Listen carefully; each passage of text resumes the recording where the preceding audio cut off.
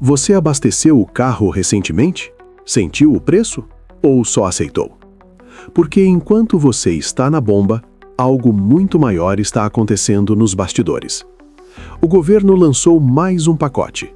Mais subsídios, mais intervenção, mais controle. A promessa é simples: segurar o preço. Mas existe um problema que ninguém consegue ignorar. O preço não nasce aqui. Ele vem de fora. O petróleo disparou. Mais de $110 por barril. E quando isso acontece, não existe decreto que segure por muito tempo. Agora pensa comigo. Se o custo sobe lá fora, e aqui dentro tentam segurar artificialmente, quem paga essa diferença? Porque alguém sempre paga. E dessa vez, não é tão visível. O governo decidiu manter os impostos. E em vez de reduzir diretamente, ele faz outro caminho. Pega o dinheiro, passa pelo Estado e devolve em forma de subsídio. Parece solução, mas não é. Porque no meio do caminho, parte se perde. Em burocracia, em ineficiência, em distorções. Agora, olha o detalhe que muda tudo. As grandes distribuidoras simplesmente recusaram o primeiro pacote. Por quê? Porque congelar preço em um cenário de alta é prejuízo garantido, e ninguém aceita prejuízo voluntariamente. Então o governo voltou com mais força, mais dinheiro, mais incentivo. Agora com subsídios que passam de R$ 1 por litro. Diesel nacional, diesel importado, GLP, aviação. Tudo sendo ajustado na marra. Mas isso resolve o problema? Ou só empurra ele para frente? Porque existe uma regra simples na economia. Quando você interfere no preço, você cria distorção. E distorção cobra preço depois. Agora adiciona mais uma camada. Fiscalização pesada. Punição para quem aumentar preço. Até 5 anos. Mas aqui vem a pergunta que poucos fazem.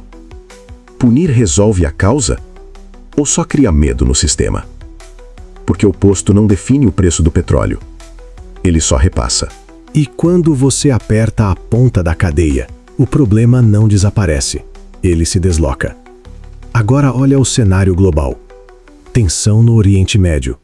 Conflitos envolvendo o Irã. Movimentações dos Estados Unidos. Instabilidade constante. E cada vez que isso escala, o petróleo reage. Para cima.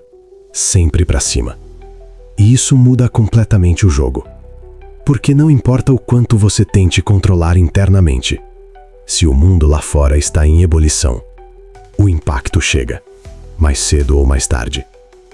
Agora conecta tudo. Subsídio alto. Imposto mantido. Mercado pressionado. Cenário internacional instável. Isso não é uma solução estrutural. É contenção temporária. E contenção tem limite. Sempre tem. Agora a pergunta que começa a surgir. Mas ninguém responde diretamente. Até quando isso é sustentável? Porque cada real subsidiado vem de algum lugar. E este lugar é o caixa público. E quando o caixa começa a sentir, ou você corta, ou você aumenta a arrecadação. Ou seja, a conta volta. Sempre volta. Agora entra o fator mais sensível. Percepção. Se o preço cair um pouco, o alívio vem, mesmo que seja temporário. E em ano eleitoral, o temporário é suficiente. Mas se não cair, ou pior, se voltar a subir, o efeito é inverso, e muito mais forte. Porque gera frustração, e frustração pesa mais que promessa. Agora observa o padrão. Primeiro pacote falha. Segundo pacote mais agressivo. Se não funcionar, o que vem depois? Mais intervenção, mais controle, mais pressão. E isso cria um ciclo perigoso. Porque quanto mais você tenta controlar, mais o sistema reage. E quando reage, geralmente não é de forma suave.